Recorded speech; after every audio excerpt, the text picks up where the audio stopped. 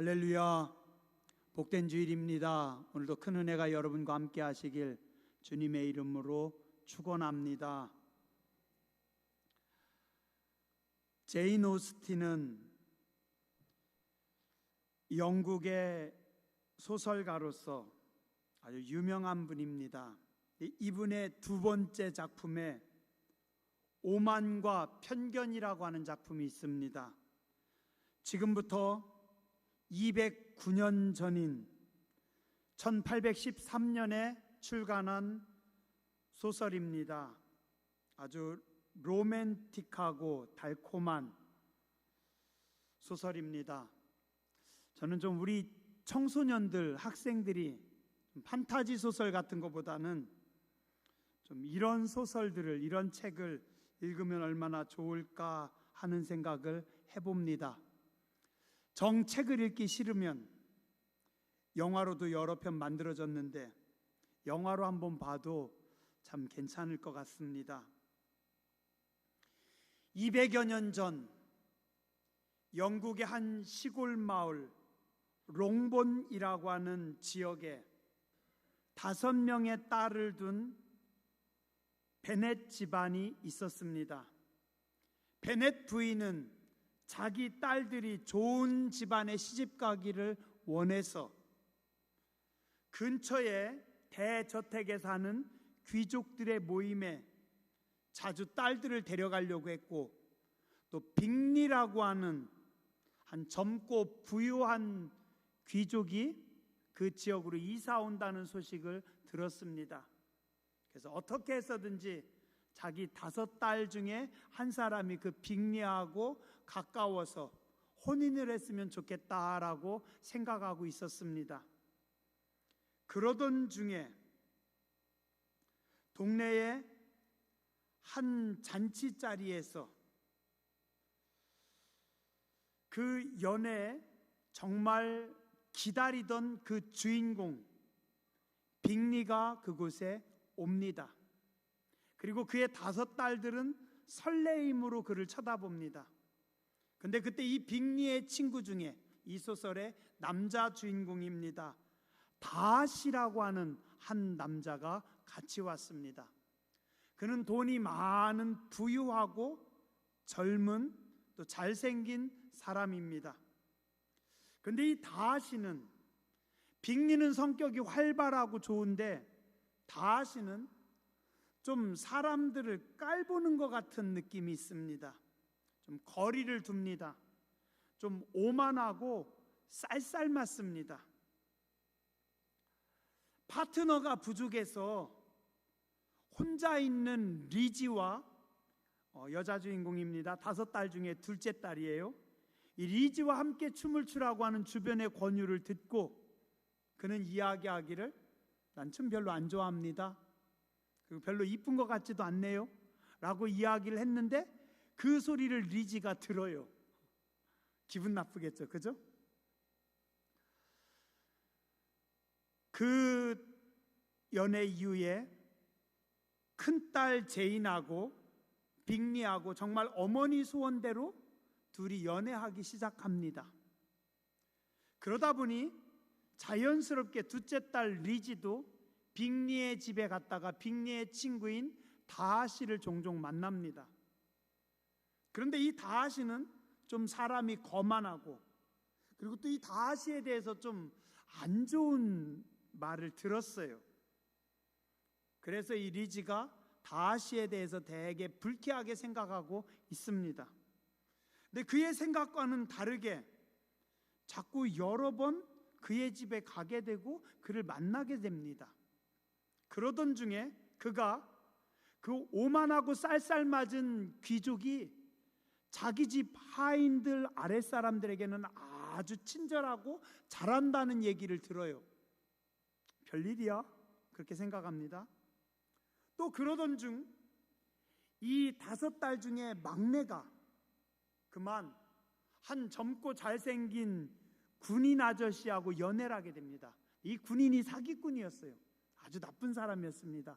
말만 뺀지르하고 이 집안이 부자인 것 같아가지고 이 여자하고 사귀려고 하는 겁니다. 근데 사귀다 보니까 부자가 아니란 걸 알고 이 여자를 처음에는 데리고 도망갔다가 버리려고 합니다. 그리고서 조건을 걸길 돈을 많이 주면 이 여자하고 결혼하겠다. 그 옛날에 그럼 이 여자의 인생도 망치는 거고 이 집안도 욕을 엄청나게 먹는 겁니다.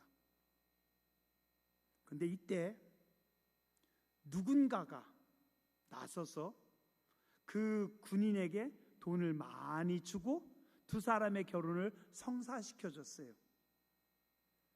몰랐는데 나중에 알고 보니 그 사람이 그 거만했던, 그 기분 나빴던 다시였습니다.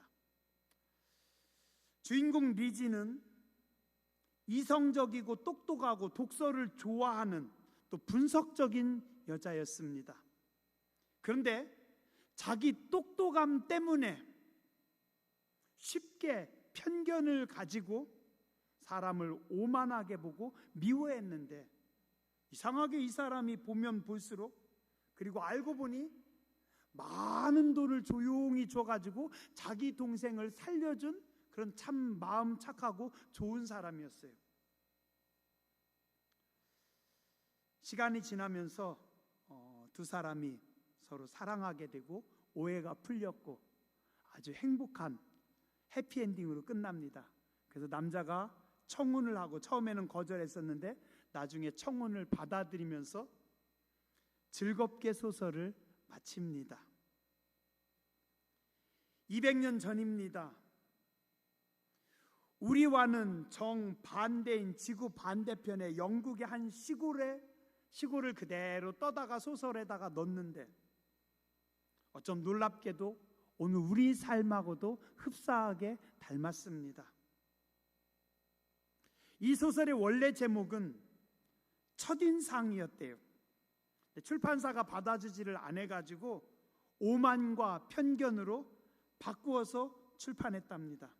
제가 보니까 제목이 첫인상도 좋고 오만과 편견도 그 내용하고 딱 맞습니다. 첫인상 중요하죠? 우리는 첫인상을 보고 저 사람 어떤 사람인 것 같다? 또 어떻다? 판단하는데 그 첫인상의 실수가 많습니다. 이 책에 보면 이런 내용이 들어있습니다. 우리는 우리의 관념과 편견으로 가득 차 있습니다. 아무리 공정하게 생각한다고 해도 결국 그것 역시 주관적인 견해였습니다. 사람을 차별하여 대우하는 것도 오만입니다. 편견은 내가 다른 사람을 사랑하지 못하게 하고 오만은 다른 사람이 나를 사랑할 수 없게 만듭니다. 보이는 게 다가 아니에요. 그럼에도 불구하고 우리는 보이는 게 다처럼 살아갑니다. 또 내가 아는 게 전부라고 생각합니다. 내가 경험한 게 제일 좋은 경험이라고 생각을 합니다. 근데 사실은 내가 아는 것보다, 내가 경험한 것보다 내가 모르는 것, 경험하지 않은 것들이 훨씬 더 많고 큽니다. 또 종종 우리를 심하게 속상하게 하는 것 중에 하나는 누군가 다른 사람들이 나의 한 단면만 딱 보고 오해하거나 정죄하는 겁니다. 나의 작은 단편만 딱 보고 나쁜 사람으로 정죄합니다. 더 힘든 거는 뒤에서 욕하는데 보이지 않는 곳에 있어서 익명성 속에 숨어서 비판하니 뭐 해명할 수도 없고 그냥 생각 없는 이기적인 사람이 되는 겁니다. 근데 가만히 생각해 보면 그들만 그런 것이 아니라 그게 내 모습이더라고요. 오늘 우리의 모습입니다. 제가 누군가를 단면만 쳐다보고 혹은 첫인상만 보고 그를 쉽게 판단하고 쉽게 손가락질하고 있습니다. 성경에 보면 노년의 선지자 사무엘이 하나님의 명령대로 사울 왕의 뒤를 이어서 이스라엘의 왕이 될 사람을 찾아갑니다. 이세 집으로 가라고 해서 이세 집에 갑니다. 그 소식을 들은 이세가 아들들 7을 사무엘 앞에 쫙 세워놓습니다. 하나같이 건장하고 멋진 청년들, 소년들이었어요. 사무엘하 16장 6절 이하에 보니 그들이 오매 사무엘이 엘리압을 보고 장자를 보고 마음에 이르기를 여호와의 기름 부으실 자가 과연 주님 앞에 있도다 하였더니 큰아들을 딱 보니까 왕감입니다. 인물도 괜찮고 키도 크고 참 괜찮아요. 이 사람이구나. 그랬더니 하나님께서 뭐라고 하세요? 틀렸다 그러시는 겁니다. 아니에요? 둘째를 보니 둘째도 괜찮아요. 근데 둘째를 쳐다보는 순간 하나님께서 뭐라고 하세요? 그도 아니다. 셋째는요? 아니라니까.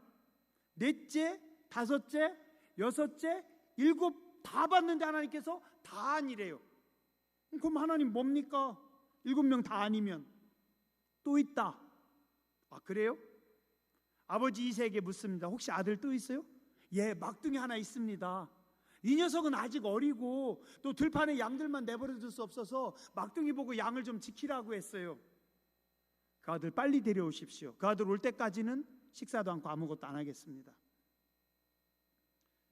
그 아들이 와서 보니 어린 아이였지만 정말 하나님의 마음에 합한 사람이었고 그가 어린 다윗입니다.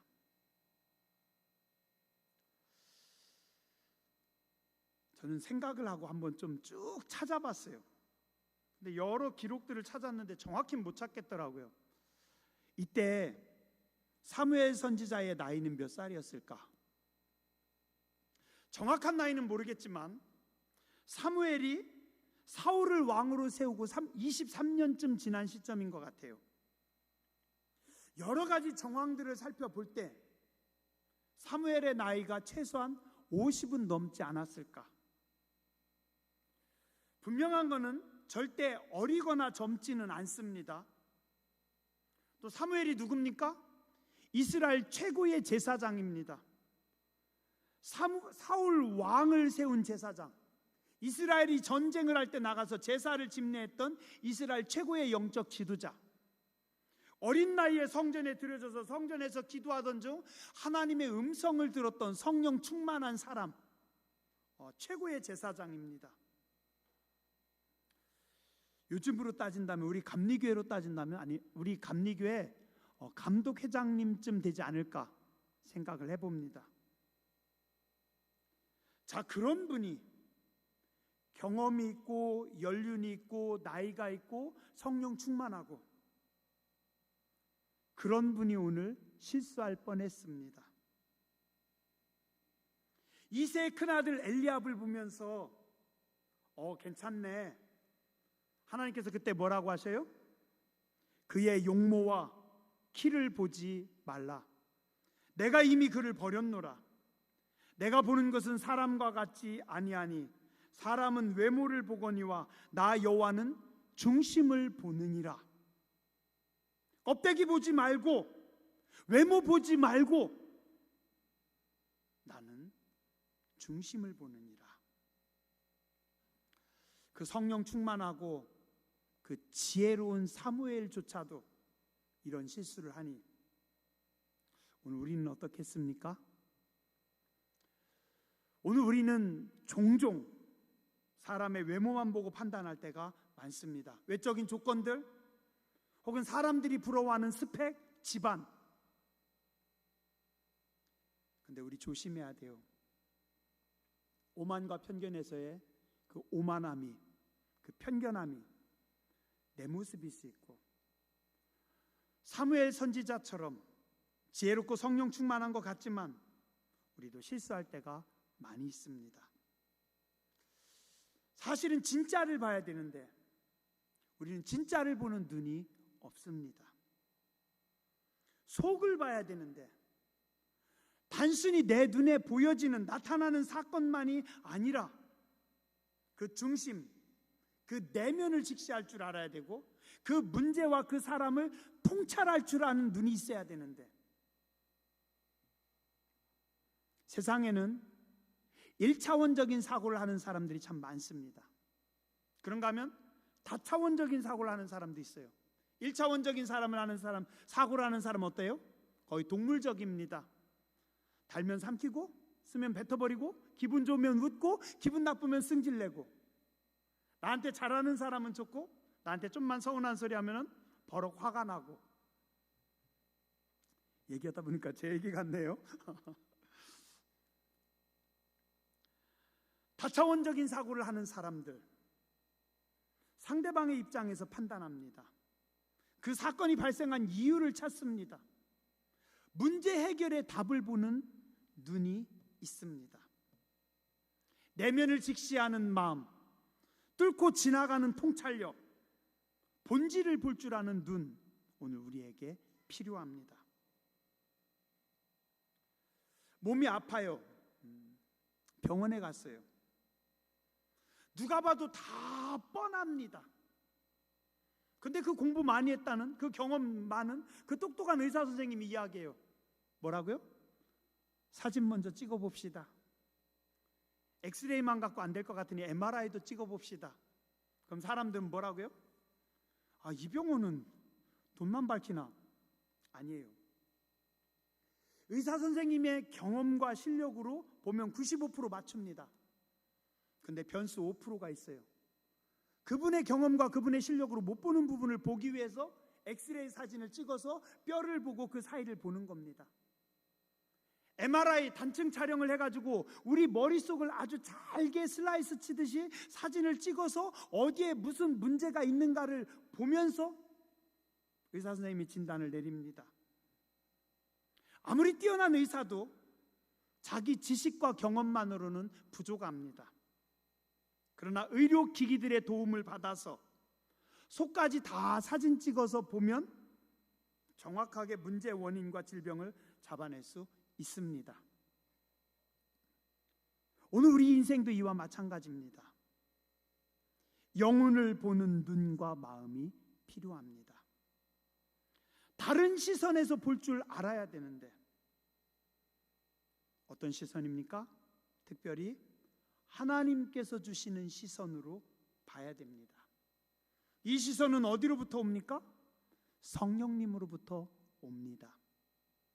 성령님의 조명하심, 성령님의 계시하심 속에 진리를 발견하게 되고 길을 알게 되고 말씀을 보게 되고 우리가 올바로 살아갈 수 있습니다. 그래서 성경은 말씀합니다. 쉬지 말고 기도하라. 쉬지 말고 기도하라. 늘 매사에 모든 일에 기도해야 성령님의 조명하심, 성령님의 비치심이 있고 그래서 알 수 있다. 어느 날 밤에요, 제가 잠깐 기도하려고 본당에 올라와서 기도하다가 좀 잠깐 볼 일이 있어서 내려가고 있었어요. 근데 뻔히 아는 길이라 이렇게 등 키는 게 귀찮아서 그 등 한번 딱 키는 게 귀찮아서 내가 다 아는 길인데, 그리고 계단을 이렇게 내려가다가 저는 밑에 계단이 하나가 더 있는 줄 알고 발을 디뎠는데 벌써 끝났어요. 갑자기 발밑이 허한 겁니다. 탁 가다가 그냥 그대로 고꾸라질 뻔했어요. 다행히 안 넘어지고 옆에 딱 잡았는데 깜짝 놀랐어요. 내가 맨날 내려가고 올라가는 길이고 우리 교회 계단을 그렇게 잘하는데도 불 안 켜고 가니까 발을 헛디디더라고요. 잘 아는 것 같은 인생도, 내가 잘 사는 것 같은 삶도, 경험이 많은 것 같아도, 똑똑한 것 같아도 성령님의 빛이 없으면, 성령님의 계시하심이 없으면 우리는 발을 헛디디거나 하나님의 뜻을 잘못 발견하고 인생을 곁길로 갈 수도 있습니다. 우리는 겸손히 하나님의 은혜를 구하며 성령님의 조명을 구해야 됩니다. 성령님의 빛이 비칠 때 비로소 진리를 알 수 있고 하나님의 뜻을 알 수 있고, 성령님의 조명하심이 있을 때 하나님의 말씀을 볼 수 있고 우리가 반듯하게 살아갈 수 있습니다. 늘 성령님의 감동하심과 인도하심 가운데 거하는 분들 되시길 주님의 이름으로 축원합니다.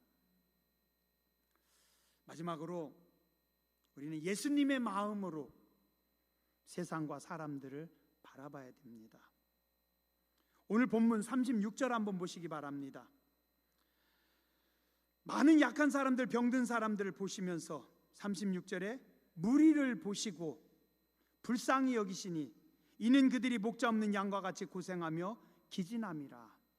자, 많은 사람들은 그냥 병든 사람들, 귀신 들린 사람들, 약한 사람들, 아픈 사람들을 쳐다만 봤습니다. 예수님은 그들을 쳐다보는 곳에 한마디가 더 들어갑니다. 그게 뭡니까? 불쌍히 여기는 마음. 불쌍히 여기사. 자, 똑같은 사람을 보는데도 어떤 사람은 그냥 봅니다. 근데 어떤 사람은 불쌍히 여기는 마음으로 봅니다. 한 사람이 자전거를 타다가 잘못해가지고 넘어져서 고꾸라 박혔어요. 다리가 부러진 것 같아요. 지나가다 우린 보고 뭐라고요? 잘하지, 조심하지, 그러고 끝나요. 그런데 그 부모가 보면 어때요? 그 엄마나 아빠가 보면 와서 보는 순간 가슴이 철렁합니다. 무너집니다. 이 녀석 성장판 다친 거 아니야? 이 녀석 어디 다친 거 아니야? 머리는 괜찮아? 얼마나 아플까? 얼마나 힘들까? 왜요? 똑같이 한 사람이 자전거 타다가 넘어졌는데 보통 사람들은 그냥 봅니다. 근데 부모는 불쌍히 여기는 마음, 사랑하는 마음으로 그를 봅니다. 오늘 여기 성경에 사람들이 보지 못하는, 사람들이 가지고 있지 않은 이 불쌍히 여기는 마음, 이게 주님이 가지고 계신 마음입니다. 이 원어를 보면 뭐라고 하냐면 스프랑크 니조마이라고 합니다. 이 스프랑크 니조마이라고 하는 게 뭐냐면 사람의 마음인데요, 이 당시 사람들은 사람의 마음이 머릿속에도 있지 않고 가슴 속에도 있지 않고 어디에 있냐면 오장육부 속에, 뱃속에 있다라고 믿었어요. 그래서 왜 어떤 힘든 일, 속상한 일 있으면 어떻게 해요? 속이 다 탑니다. 속이 다 녹습니다. 애간장이 끊어지는 것 같은 아픔이 있어요. 바로 그거.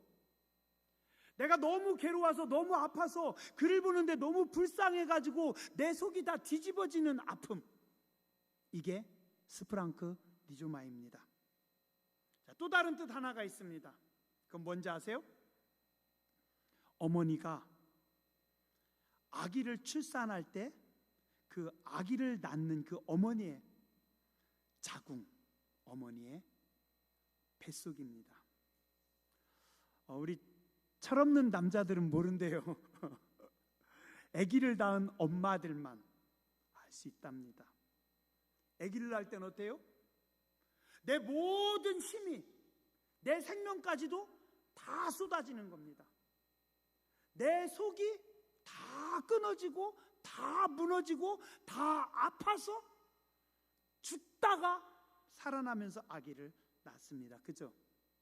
근데 죽을 뻔했는데 그 애기 쳐다보면 어때요? 한없이 이쁜 겁니다. 송건사님 7년 전에 그랬죠. 우리 한성이 어떻게 되는 줄 알고 우리 막 다 놀래서 기도했잖아요. 근데 그 녀석을 낳았어요. 이 녀석을 쳐다보면 어때요? 내 모든 겁니다. 내 모든 것을 다 쏟아서 낳은 그 아이를 쳐다보는 마음, 이게 스프랑크 니조마이, 불쌍히 여기는 마음. 누구의 마음입니까? 아버지 하나님의 마음입니다. 아버지 하나님의 마음. 그래서 하나님은, 예수님은 우리에게 말씀합니다. 너희도 세상에서 살아가면서 이 마음을 가지고, 스프랑크 니조마이의 마음을 가지고, 불쌍히 여기는 마음을 가지고 그들을 바라보고 그들을 사랑하며 그들을 대하라. 예수님 당시에 삭개오는 세리장이었습니다. 세리가 누구예요? 백성들의 세금을 뜯어내는 사람. 정상적이지 않아요. 그냥 그 당시에는 그냥 매기는 게 다 세금입니다. 잔뜩 뜯어가지고 갔다가 윗사람에게도 바치고 그 다음에 뇌물도 주고 자기도 먹고 살아야 되고, 그러니까 막 세금들을 뜯어내는 겁니다. 백성들 살기 힘들어요. 그런데 그 세리들의 장입니다. 우두머리예요. 그럼 뭐예요? 거머리 중에도 대장거머리, 말거머리. 그죠? 어른들은 아시죠? 이 말금자리는요, 세리장은 말금자리 같은 인간 쓰레기, 사람 같지 않은, 우리 민족의 피를 빠는 저 쳐죽일 놈, 길 가다가도 만나고 싶지 않은, 저 앞에 세리장이 오면 고개 돌리고 딴 데로 가버리는. 그런데 예수님은 그 세리장 삭개오를 향해서 다가가십니다.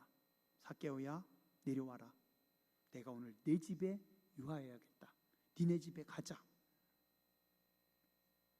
어떻게 이럴 수가 있어요? 보통 사람은 할 수 없는데 예수님에겐 뭐가 있어서? 스프랑크 니조마이, 불쌍히 여기는 마음, 아버지의 마음. 예수님은 뭘 본 겁니까? 삭개오의 영혼의 아픔을 봤습니다. 그의 삶의 괴로움, 그의 삶의 고민, 그의 삶의 아픔을 보면서 너 힘들구나, 너 아프구나, 너 얼마나 힘들게 살아가니? 주님이 그를 찾아가셨을 때, 주님이 불쌍히 여기는 마음으로 삭개오를 만났을 때, 삭개오는 어떻게 됩니까? 그의 인생이 완전히 바뀌어서 의인의 삶으로 살아갈 수 있습니다. 제가 예전에 해남에서요, 교회 공부방이 있었어요. 공부방도 같이 했어요. 공부방 할 때마다 이 하나씩 있잖아요, 그죠? 쉽게 말하는 악동 같은 녀석. 이 녀석이 어떻게 했는지 알아요? 그때 황주교회도 2층이었는데 1층이 공부방인데 이 녀석이 어느 날 2층에 칼 들고 가가지고 여러분들 앉아 계신 그 방석을 칼로 찍찍 긋어놨어요. 제가 열이 받을까요? 안 받을까요? 이 녀석이 교회 저 뒤편에서 밖에서 교회 벽에다 대고 거기다가 시를 했어요. 그게 CCTV에 다 찍혔는데 안 했대요. 나는 CCTV를 봤는데. 일로 와봐, 봐봐. 그제서 아무 소리 안 해요. 지 밑에 있는 동생들을 늘 두둥겨요. 동생들이 맞았다고. 그래서 너 왜 그랬어 하면 얘가 말하길 또 뭐라고 하냐면 걔가 먼저 까불었대요. 걔가 먼저 자기를 쳤대요. 그래 한번 보자. CCTV 보니까 안 쳤어요. 그냥 지나가는데 심심하니까 뻑. 이 녀석이 저한테 그랬어요. 명언을 남겼어요. 목사님, 왜? 나중에 목사님 늙으면 내가 찾아갈게요. 그래? 왜 그러는데? 내가 목사님 늙으면 찾아가서 목사님 지팡이 발로 빵 걷어차고 목사님 신나게 두들겨 팰 거예요. 제 지팡이 걷어차버리고 저 팬대요. 그래, 찾아오기나 해. 근데 이 녀석이 제가 늙어야 찾아왔는데 작년인가? 작년이었던 것 같아요. 찾아왔어요. 지금 고등학생인데 그것도 시험 기간에. 왜 왔냐 하니까 아빠랑 엄마랑 저희 만나기 위해서 인사하러 오니까 지도 시험 기간인데 목사님 만나러 간다고 하니까 시험 다 놓고 쫓아왔대요. 지금은요, 키도 크고 얘가 얼마나 뜨겁고 얼마나 착하고 공부도 잘하는지 완전 상남자로 바뀌었어요. 사람이 저렇게 바뀔 수도 있을까? 그 악동이. 참 그런 줄 알았으면 내가 좀 더 잘해줄 걸. 그때는 내가 걔하고 똑같이 서로 막 싸우고 그랬는데. 사람 모르겠더라고요. 우리 사람 몰라요. 저 왜 이렇게 우둔한지. 사람 보는 눈이 없는 겁니다. 누가복음 19장의 예수님은 그 버림받은 삭개오의 인생을 완전히 바꿔주십니다. 사도행전 7장 59절에서 60절에 보면 스데반이 돌에 맞아 죽는 장면이 나옵니다. 사도행전 7장의 마지막 스데반이 죽는 장면이에요. 스데반이 죽기 직전 부르짖어 하나님 앞에 기도합니다. 스데반이 부르짖어 이르되 주 예수여 내 영혼을 받으시옵소서 하고 무릎을 꿇고 크게 불러 이르되 주여 이 죄를 그들에게 돌리지 마옵소서. 이 말을 하고 자니라. 스데반이 마지막 죽을 때 하나님 앞에 드린 두 개의 기도, 하나님 내 영혼을 받으시옵소서, 돌을 던지는 저들을 불쌍히 여겨주시옵소서. 어떻게? 저였으면 그랬을지도 몰라요.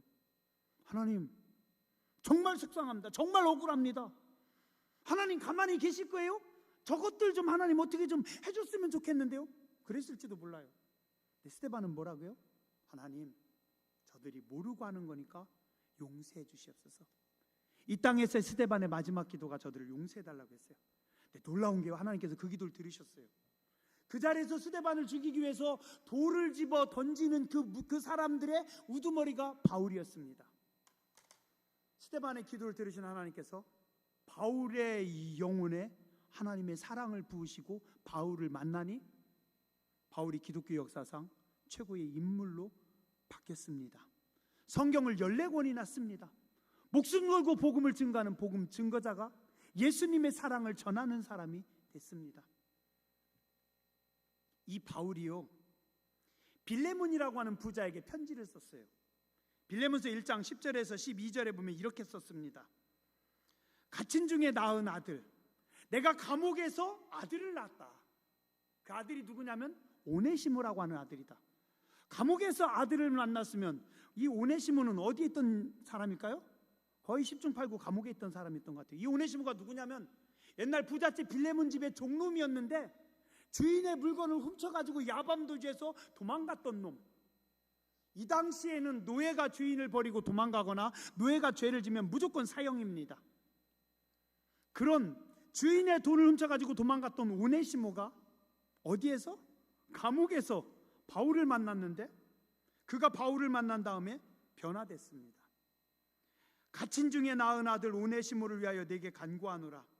그가 전에는 내게 무익하였으나 이제는 나와 내게 유익하니 내게 그를 돌려보내노니 그는 내 신복이다. 용서해 줬으면 좋겠다. 바울이 감옥에서 낳은 아들. 기가 막히지 않아요? 이게 성경의 역사입니다. 예수님의 애끓는 마음, 오장육부가 뒤집어지는 스프랑크 니조마의 불쌍히 여기는 마음이 누구에게로 갑니까? 스데반에게로 갑니다. 스데반이 그 불쌍히 여기는 마음으로 사도 바울을 용서했더니 그 불쌍히 여기는 마음을 가지고 사도 바울이 오네시모를 구원하고 많은 영혼들을 구원하고 살렸고 그 불쌍히 여기는 마음과 사랑이 오늘까지 내려와서 우리 교회를 이루고 여러분들을 이곳까지 불러드렸습니다. 우리도 어떻게 해야 돼요? 오만과 편견을 내려놔야 되고 성령의 감동하심과 조명을 받아야 되고 우리도 예수님의 마음으로 영혼들을 사랑하고 영혼들을 바라보며 그들을 섬기는 사람들이 되어야 됩니다. 그런 교회와 성도님들이 되시길 주님의 이름으로 축원합니다. 기도하겠습니다. 자비하신 하나님, 은혜로우신 주님, 저희는 너무 교만합니다. 오만합니다. 독단과 독선 속에 편견 속에 함부로 막 살 때가 많이 있습니다. 그리스도 예수의 사람들을 새롭게 하여 주시고 주의 교회를 새롭게 하여 주시옵소서. 아버지 하나님의 마음을, 예수님의 사랑을 오늘 우리 교회에도 우리에게도 부어 주시옵소서. 성령님의 조명하심 따라 예수님의 뜨거운 사랑을 가지고 사랑하며 섬기는, 영혼들을 살리는, 하나님의 나라를 확장시키는 거룩한 백성들, 교회가 되게 하여 주시옵소서. 우리의 영원한 생명이신 예수 그리스도의 이름으로 간절히 기도드렸습니다. 아멘.